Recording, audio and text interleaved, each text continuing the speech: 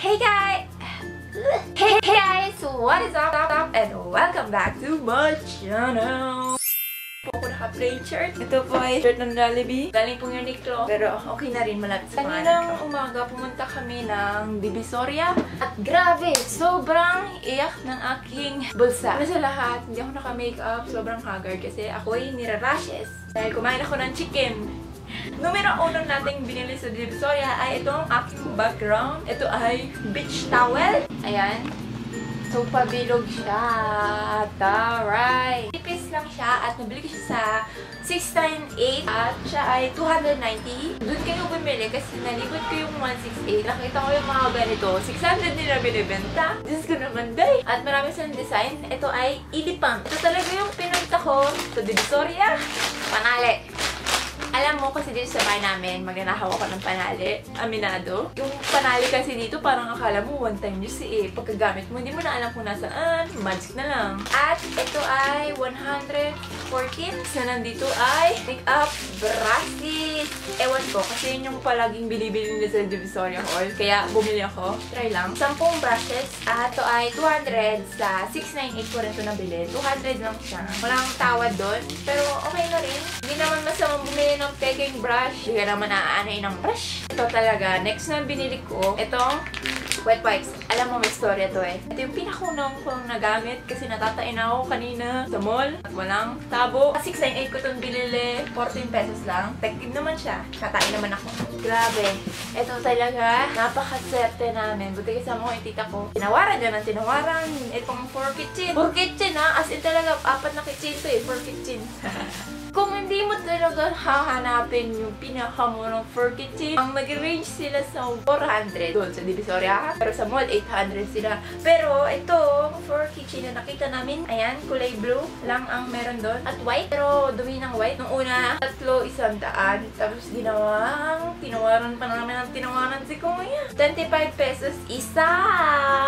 Ang next ko naman nabili ay itong cup. O, diba? Cup siya, parang baseball cup. Nabili ko ito ng 50 pesos. Tapos kung lilibutin mo yun, ang cup doon ay nag-range sa 100 to 110. Ganun kamahal yung mga cup doon. Sa 168 ko siya nabili sa second floor or sa first floor. Basta yung katapat ng 698 dun lang. Malapit lang doon. Okay, next ko naman na binili ay ito. Hindi ko alam kung saan to. Basta sa loob kami ng 168. Tapos ang dami pa sikot-sikot doon. At ito, nakabili kami na rug. Pang Instagram na siya.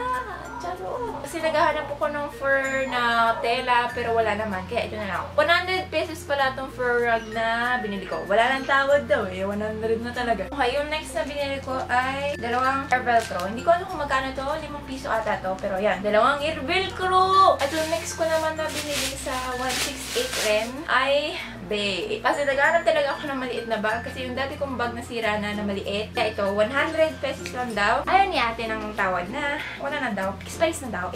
At may zipper siya. Kaya maganda. 100 pesos. Oh my God, ang hagal ka na. Okay lang. Sorry, mukhang tain na talaga kung ayoko talaga mag-makeup mock-up kasi may allergy ako ngayon. Lalong mag-red yung face ko. Tapos sa 168 din, sa baba rin, nakabili kami ng tatlong fidget spinner ba to? Ayan. Nakabili kami dito na 100 talaga yung original price niya. Tapos may nagbenta sa amin doon, 400!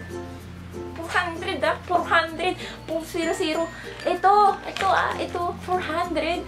Pero ito, nabili namin ng 90 pesos. Kasi, mabait yung nagbebenta, Chinese. Kaya, sabi niya, sige, 90 na lang. So, ito lang siya. Kapag wala kang magawa sa buhay mo at ayaw makinig sa prof mo,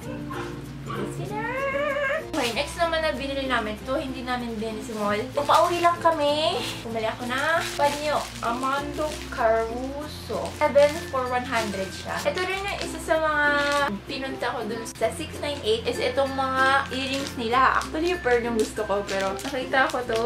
Parang mga birthstone siya na ganyan-ganyan. At ito ay 188. Yung mga number dun ng mga mall is mga lucky numbers. Kaya mga 698, 168, 999, gano'n. Naman na binili ko ay, oh my God, bakit yan nun? Naman na binili namin ay itong pamay pipe. Sa 698 ko to binili. Ito ay 60 pesos isa. At binibenta to dati ng 20 pesos sa school namin. Tapos 66 lang doon. Nakayang tubo nila. Next naman na binili namin is itong mga daw rings ring. At ito ay 12 pesos lang isa.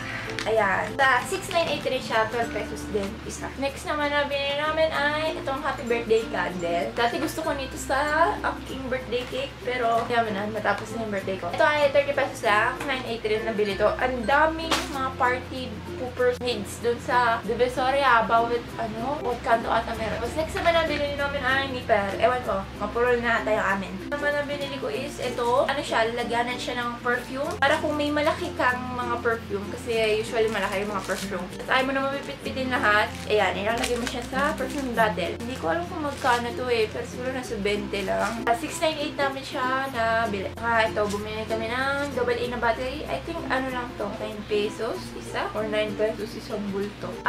Bumili kami ng barbecue brush and set ng travel kasi magka-travel si tita. Kaya kailangan nito. Makalagyan lotion, ganyan. Oh my god, nagbabad finger ako.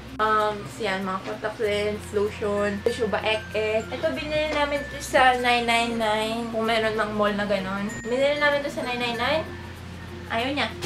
Ayaw niya magpabenta. Yun na yung lahat ng binili namin. Kung gusto niyo malaman kung paano kami pumunta sa Divisoria, nag-LRT kami, puntang Recto, tapos sa baba ng sa Recto lang, sa baba lang nun, may jeep ng pa-Divisoria, tapos sa ng Divisoria hanggang sa dulo ng Divisoria, as in sa last na station, dun kami bumaba. Tapos dun, silakan na lang namin yung parang puro street doon ng mga tela o kaya yung street ng puro mga souvenirs. Tapos pag na-reach nyo yung Divisoria Mall, chuba kaliwa kayo, doon na yung 698 tsaka yung 168. So yun guys, kung magustuhan nyo man itong video na ito, don't forget to subscribe and like this video. Goodbye!